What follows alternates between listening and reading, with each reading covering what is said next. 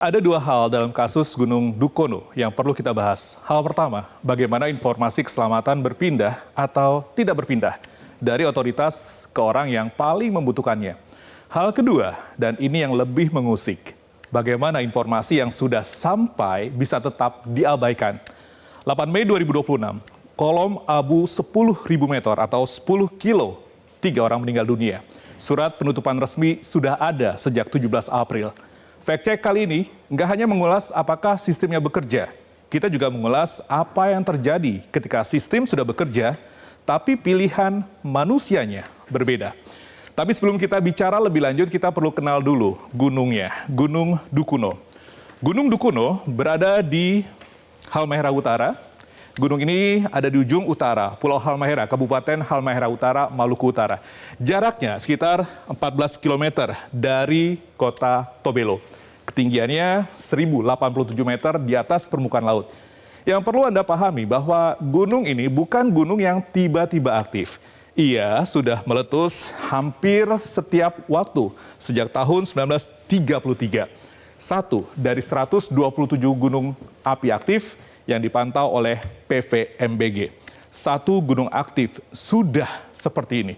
Bagaimana dengan yang lain? Indonesia, pemirsa, bukan negara dengan satu gunung berapi. Kita punya 127 gunung.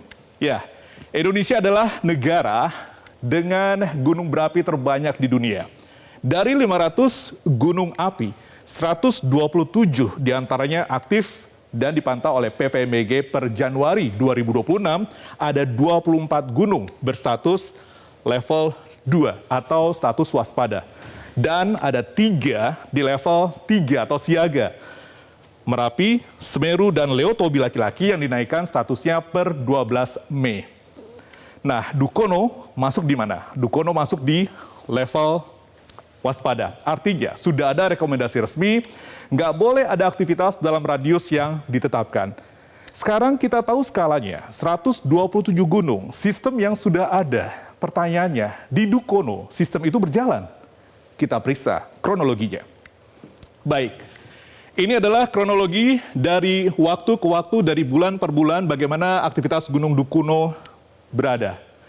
Ya, sejak tanggal 3 April, PVMBG resmi menaikkan statusnya dan 6 April, 76 kali letusan dalam satu hari. Bayangkan, satu hari 76 kali. Kemudian juga 17 April, surat keputusan total diterbitkan oleh pemerintah Kabupaten Halmahera Utara. Setelah tanggal ini, nggak ada lagi ruang abu-abu. Ditutup, ya ditutup. Dan kemudian, 8 Mei, 40 hari kemudian, 3 pendaki meninggal dunia. 40 hari, sinyalnya sebenarnya sudah ada, surat pun sudah ada. Tapi apakah memang nggak ada sistem yang bisa bekerja? Jawabannya ada. Saya ajak Anda melihat perbandingan antara Gunung Slamet dan Gunung Dukono. Ini adalah perbandingan antara Gunung Slamet dan Gunung Dukono di April 2026 dan di Mei 2026. 1 bulan sebelum Dukono erupsi, Gunung Slamet juga udah ditutup. 36 pendaki terdaftar di jalur pendakian, namun yang berbeda adalah tim SAR bergerak mencegat di pos, memastikan nggak ada lagi yang ke puncak.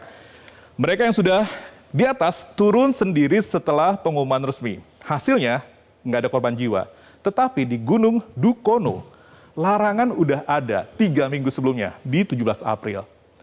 Tapi 20 orang masuk tanpa izin, tanpa tercatat, tanpa diketahui pengelola manapun.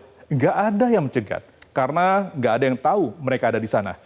Itulah bedanya antara Gunung Slamet dan Gunung Dukono. Slamet berhasil karena pendakinya terdaftar dan sistem tahu di mana mereka berada. Dukono enggak. Dan akibatnya, ini datanya dari PVMBG langsung. Jumat 8 Mei 2026, pukul 7:41 waktu Indonesia Timur, kolom abu setinggi 10 km. Seismograf mencatat 34 mm amplitudo selama lebih dari 16 menit. Ini tercatat langsung oleh alat pemantau PVMBG. 10.000 meter atau 10 km, 967 detik. Atau lebih dari 16 menit. 3 orang Sekarang pertanyaannya yang lebih mengganggu, saat semua itu terjadi, apakah larangan resmi sudah ada? Jawabannya ada. Berikut surat keputusannya dari Pemerintah Kabupaten Halmahera Utara, 17 April 2026, surat keputusan nomor 556 garing 061, bukan imbauan, bukan saran, SK resmi dari Pemerintah Kabupaten Halmahera Utara. Isinya tegas, siapapun dilarang memberi izin pendakian. Tapi 20 orang masuk tanpa izin, tanpa tercatat, tanpa diketahui siapapun. Bukan karena suratnya nggak ada. Surat ada, larangan jelas. Tapi apa kata instansi yang paling berwenang menilai ini? BNPB sudah menyatakan posisinya. Ini adalah pernyataan dari Kepala Pusdatin BNPB, Abdul Muhari. Ia mengatakan bahwa kata kuncinya dugaan kelalaian dan meskipun telah terdapat pemberitahuan, informasi penutupan itu ada. Pertanyaannya, kenapa ada yang tetap naik? Jawabannya bukan sekedar nekat, ada sesuatu yang lebih dalam. BNPB mengatakan mereka sadar ada larangan tapi tetap naik. Kenapa? Jawabannya bukan sekedar nekat, ada sesuatu yang sudah terbentuk jauh sebelum 8 Mei 2026. Kita kilas balik ke tanggal 17 Agustus 2024. Ini adalah peta pola pikir sampai kemudian pola ring viral. Saya ingin bicara langsung kepada siapapun yang pernah berpikir mendaki gunung aktif demi sebuah video. Kita ingat 17 Agustus 2024, belasan pendaki ilegal naik ke bibir kawah Dukono. Status waspada aktif, lebih dari 2.300 gempa letusan dalam 15 hari sebelumnya.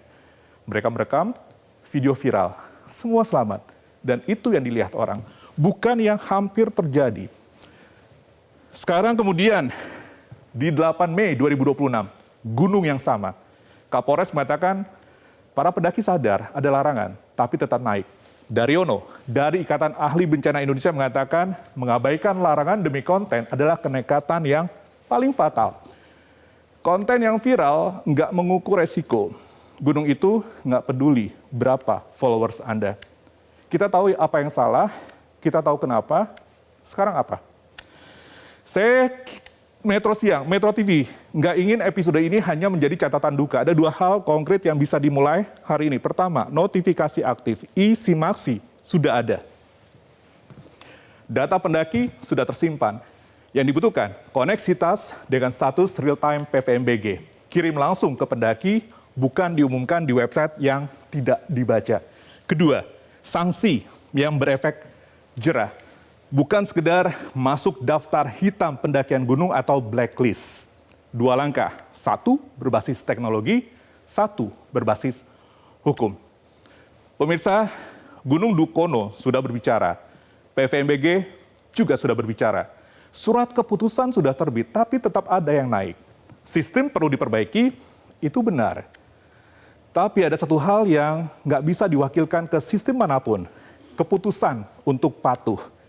Jadi, kalau gunung sudah ditutup, tutup artinya tutup. Bukan tutup kecuali buat yang nekat. Bukan tutup kecuali buat yang mau konten.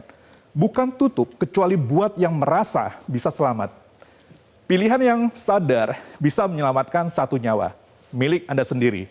Informasi yang jujur, di waktu yang tepat, itulah yang bisa membedakan dan membuat perbedaan. Tapi informasi terbaik pun nggak berguna kalau diabaikan. Itulah paparan kami di Fact Check kita di Metro Siang hari ini, Gunung Dukono.